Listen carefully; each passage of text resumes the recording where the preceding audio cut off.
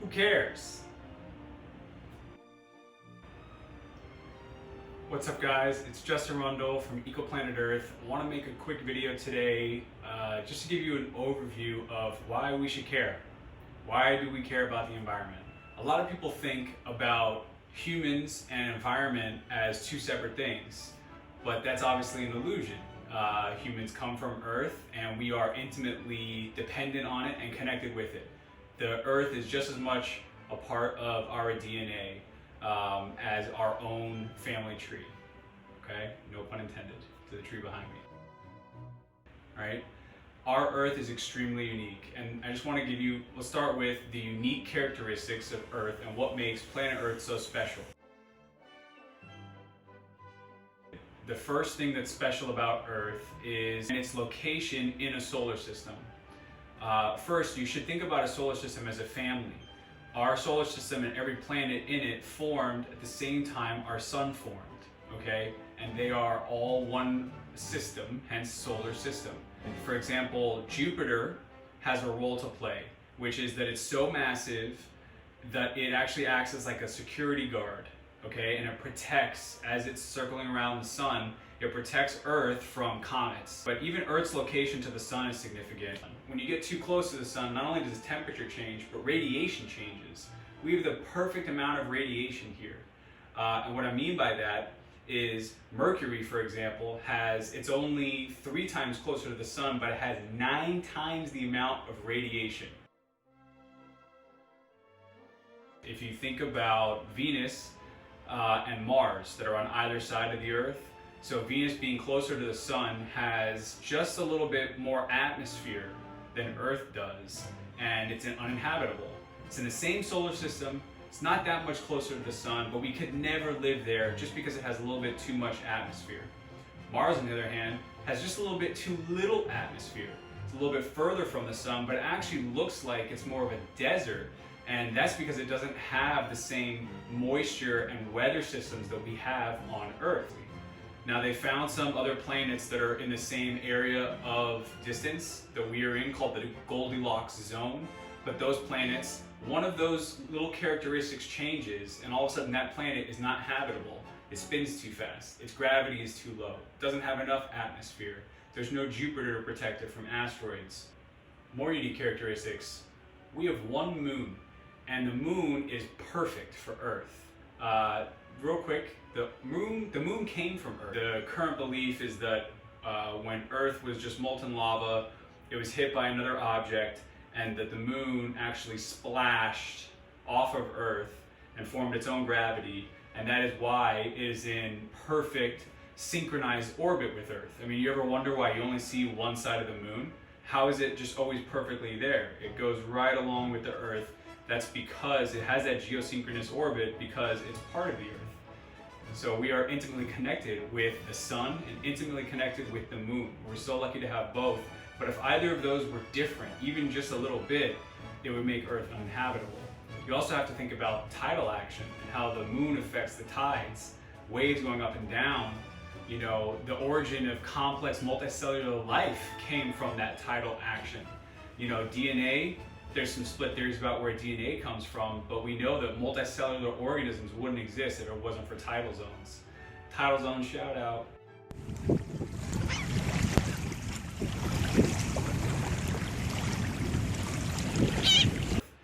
So even if you just change Earth a little bit, Mars and Venus not being that much different, you can't live in either of those.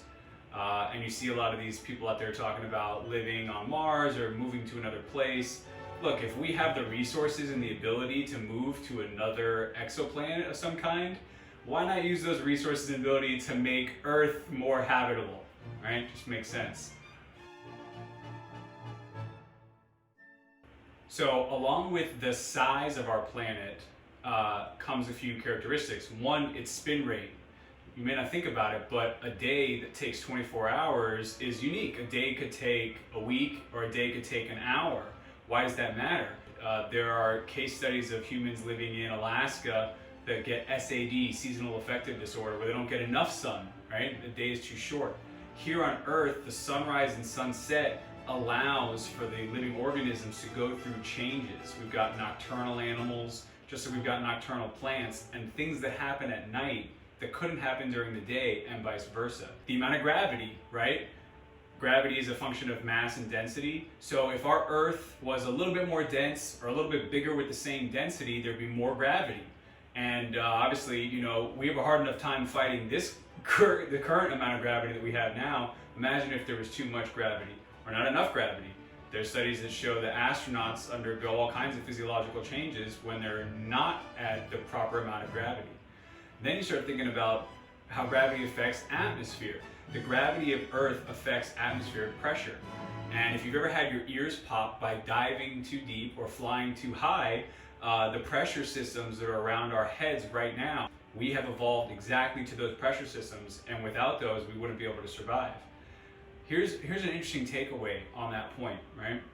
When you think about the environment, people tend to think about the Earth as this massive place, and they think about the atmosphere as this never-ending thing that just goes up into space. The Earth is a little over 8,000 miles wide, okay? If you go too deep underwater, you can't survive, right? Too much pressure. And if you go too high above land, you can't survive. Not enough pressure. There's also not enough oxygen. And obviously underwater there's no oxygen. What if you dug a hole, right? Well, if you dig deep enough, you also can't survive.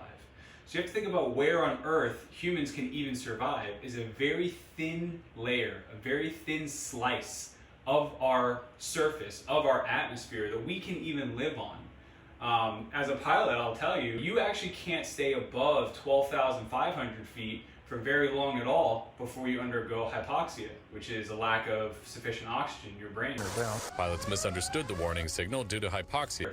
So when you think about the environment, and you think about drilling for oil down, or burning gases and them going up, and okay, that's not where we live. That's not going to affect us. You can't think that way. We have a very limited amount of space that we can survive in, and not only in this universe, but on our own planet. So we've got these beautiful cycles on Earth. Not only does hot air rise, right, and then cold air fall. So you have this loop that goes like this over the entire atmosphere, but because the Earth rotates, those loops spin. And that's why hurricanes in the northern hemisphere all spin one way, and in the southern hemisphere they all spin the other way. Also, when you flush a toilet in Australia, the water goes the wrong way or the other way. And that's because of those two systems playing with each other. But what most people don't think about is the carbon cycle. The carbon cycle, and I'm going to make a different video about fossil fuels and how we're affecting the carbon cycle. But it's just something to keep in mind. The uniqueness of Earth that we have is those precipitation cycles and those carbon cycles. Another thing about the precipitation is water and how special water is on Earth. So here on Earth, we have water in all three forms: solid, liquid, gas. So unique and so important for life. Water does a couple things. Shout out to Diana Cornley for this one. Water scrapes a little bit, right? It can erode. Water formed the Grand Canyon, obviously, but it formed other shapes and structures on Earth. Another beautiful characteristic about water, we have a positive and negative side to a water molecule. What's cool about that, though, is form structures of ice when they freeze. And because of those structures, it's less dense than liquid water. The relevance of that being ice floats. So when you have a planet that has liquid water and ice that floats on top of that water, you have an entire ecosystem like the polar bears live in.